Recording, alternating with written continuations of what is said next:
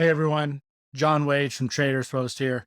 This video is going to show you how you can place orders directly in your broker from any TradingView alert, line, indicator, strategy, etc. So the first thing that we're going to want to do in TradersPost is make sure that we have a webhook set up and a strategy connected to our broker. So let's just call this the TradingView webhook. We want it to be the stocks asset class, and let's allow any ticker. So let's save that webhook. So we'll come back and copy this URL later, but this is the webhook URL that we will paste into TradingView later. So let's go ahead and create a new strategy now, and we'll just call this the TradingView strategy, and we'll associate it to the webhook that we just created. And let's change a few of these settings. We're going to do both sides. We want it to be the stocks asset class. We want to do a fixed amount per position. So we'll just do $5,000 worth. And let's do in market order on entry and exit. So now that we have that strategy created and it's connected to our webhook, let's go ahead and create a subscription and connect the strategy to our paper broker.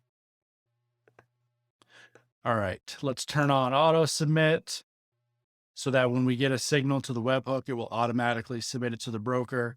Let's allow any ticker. And we're doing $5,000 per position and entry market and exit market. So let's go ahead and save. Let's enable the strategy subscription now. All right, now let's switch over to TradingView. So I've got 3 separate lines with alerts on them. One is the entry, one is the target, and one is the stop loss.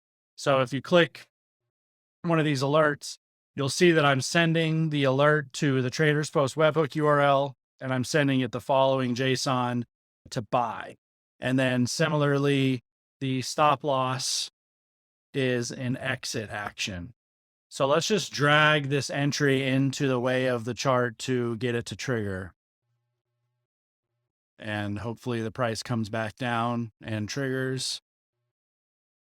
All right, so it triggered, and you'll see now that we go over to TradersPost and we got a signal to buy the Qs. And you can see that this is the JSON that TradingView sent, and it was at 281.29 is when it triggered. So now we have these 2 other lines with alerts attached to them. So if the price crosses through this line, it's going to send another signal to TradersPost to exit. So let's go back to the dashboard here. You can see that we're in the position. We're down just slightly. So I'm just going to drag the stop loss up into the way of the price, and you'll see that it triggered.